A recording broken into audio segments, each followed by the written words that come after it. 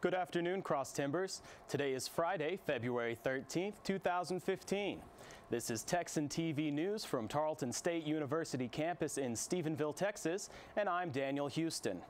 Today's top story in Stephenville news, the trial regarding the murders of American sniper Chris Kyle and his friend Chad Littlefield continued yesterday afternoon and this morning. During the afternoon session of court yesterday, Lieutenant Michael Smith testified about the high-speed chase leading to the arrest of Eddie Ray Routh, the man accused of killing Kyle and Littlefield. Dr. Jeffrey Bernard was also called to the stand to discuss the autopsies he conducted on the victims' bodies.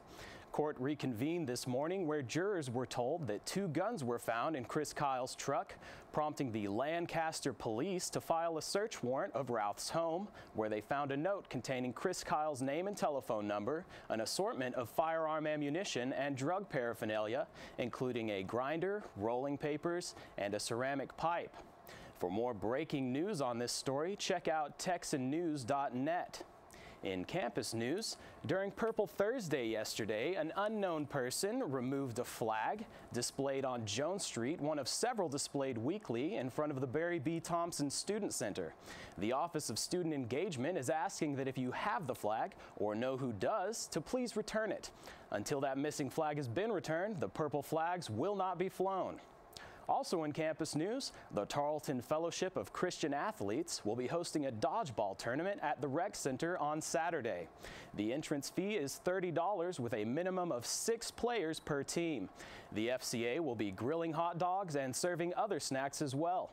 Prizes will be awarded to the winners of the tournament, and there will also be raffles for other prizes. All proceeds go to the 2-for-2 mission trip to Los Angeles over spring break. And now for today's Texas, national, and international news from the Associated Press. In Texas news, retail gasoline prices across the state have jumped 9 cents this week to push the average cost at the pump well above $2 per gallon. AAA Texas reported on Thursday that the statewide average price per gallon has reached $2.07.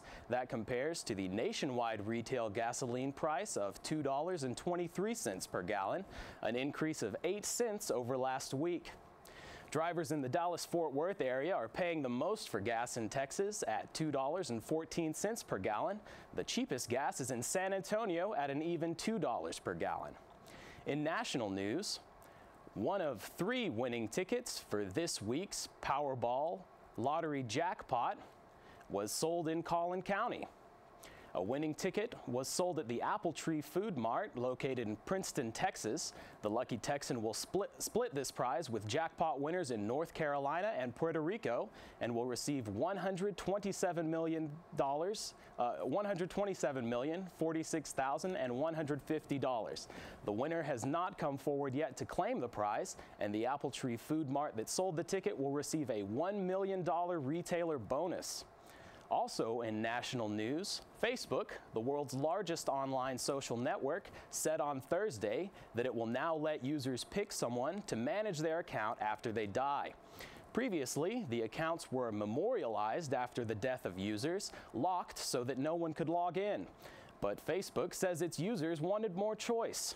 Beginning in the United States, Facebook users can pick a legacy contact to post on their page, respond to new friend requests, and update their profile and cover photos. Users can also have their accounts deleted upon their death, which was not previously possible. The person chosen to manage the account won't be notified of the choice by Facebook until after the account is memorialized. Facebook says it will send annual messages to people reminding them who they have chosen as their legacy contact. In international news, officials say that methamphetamine production and abuse are skyrocketing in Iran despite potentially lethal criminal penalties for those caught using the drug. This increase is partly due to Iran's position as the gateway for drugs being exported from Afghanistan, and partly because local Iranian dealers are making healthy profits.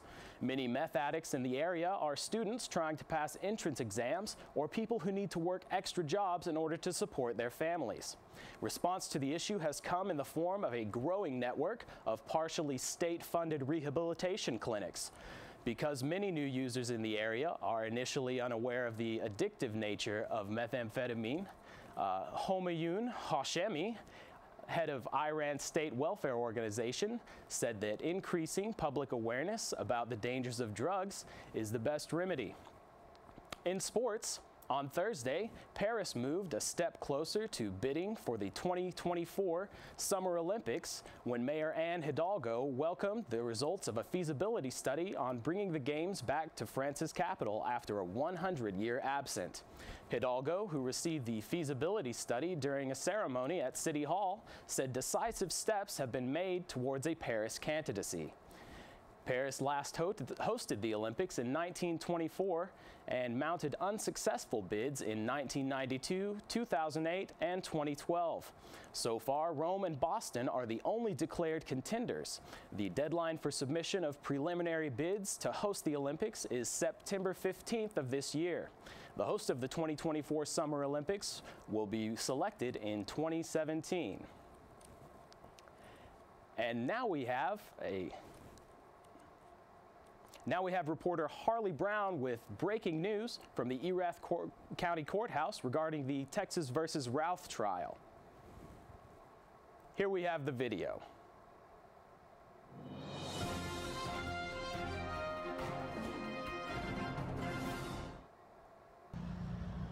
From outside the Erath County Courthouse, this is Harley Brown with Texan News Service. As the first half of the Day 3 trial of Texas versus Routh concludes, the jury was able to get an inside look of Routh's home. Texas Ranger David Armstrong was able to provide evidence of drug paraphernalia found inside Routh's home. He also said that there was a smell of marijuana as well. Please check back with Texan News Service at our website and follow our live blog to get more information on this trial.